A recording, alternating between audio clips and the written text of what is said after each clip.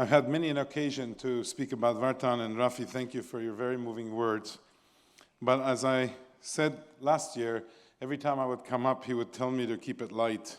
And then when he did that, I would retell a story that occurred between the two of us that, sorry for those of you who've heard me say it before, but for those who are new, I want to share, because that's the only way I can keep it light about him.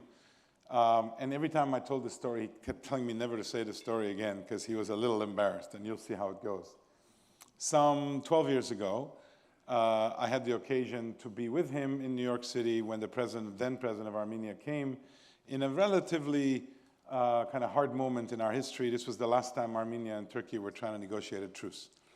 But that's the context. I was at this Park Plaza Hotel in New York, and up he comes up the stairs, and I was standing next to my then 21-year-old daughter. She's 6'1". She was an athlete at Yale University, and she was at the prime of her athletic life, and she's standing next to me. And I had invited her because she was a political science student. Anyway, he walks up the stairs. I see him, I greet him warmly, and I say, Vartan, so nice to see you. He doesn't acknowledge me. He looks at me, looks at my daughter, looks at me. He was a little bit shorter in stature. And he goes, Noubar, is that your daughter? And I said, yes, yes. I was so proud of her there. He goes, now that's evolution. and he said that without missing a beat.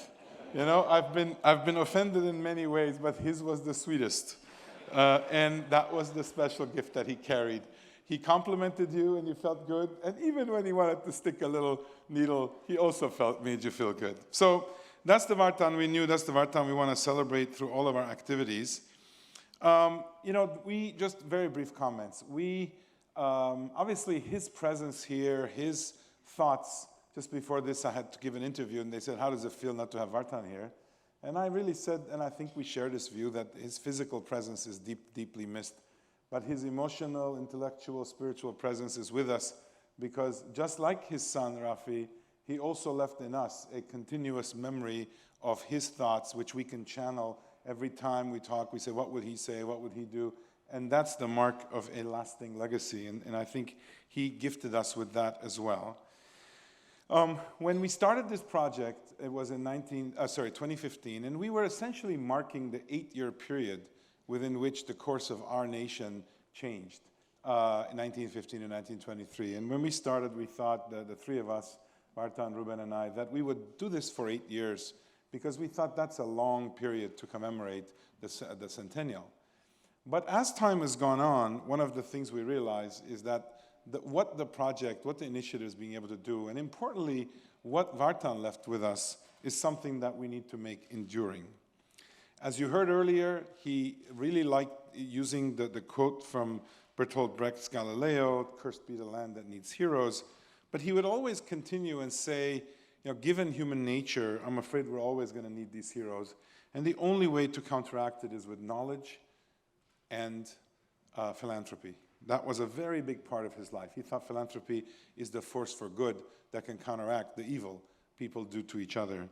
And so in the most humble of ways, he taught us a lot, and we feel compelled to carry that learning forward. Whether it's in academics or civil engagement or diplomacy, humanitarianism, philanthropy, there's very little. Maybe he even did music and sports. There's very little he didn't touch, and we want to capture all that. Vartan's family, as well as his colleagues and friends at the Carnegie Corporation, have been very supportive when we discuss with them our heartfelt desire to establish a special fund to sustain and expand humanitarian activities across the globe that meant so much to Vartan, as you heard him speak earlier very emotionally. As a result, we have established the Vartan Gregorian Humanitarian Fund to ensure that Aurora will be a self-sustaining entity for years to come. This has already been met enthusiastically by a number of supporters, including most recently by Darren Walker and the Ford Foundation, for which we're very grateful. When talking about gratitude in action, you've heard that many a time tonight, and its potential, Vartan liked to remind us that generosity has no expiration date. I don't think there's a better way to put Aurora's vision into words. We're hopeful that those who share it will support the Vartan Gregorian Humanitarian Fund and help us make his legacy live on and be a guiding light for the world. Thank you very much.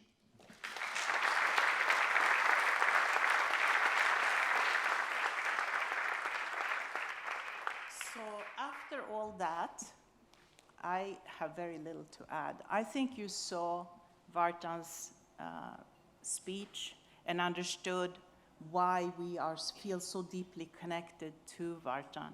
He saw every person. He took the time to understand what they would be interested in, what kind of advice that they would benefit from. And then it was that sense of, his sense of humor was unbelievable. He always saw something, even in the most difficult situation, he saw something that could be positive and could make you feel better about the day, to go about your day. So I can just say that from our foundation, I feel honored to work on this project and to make sure we have enough people in this movement to make this a kind of long-lasting project, because there is no bigger honor for me and happiness than to meet all of the humanitarians who are in the room, all the laureates, to hear about their work. Because every day we need something that makes us sort of find hope, because the world news are not giving us that hope. And so thank you for all the work you do. I am honored to continue the work to make sure that Aurora continues. Thank you very much.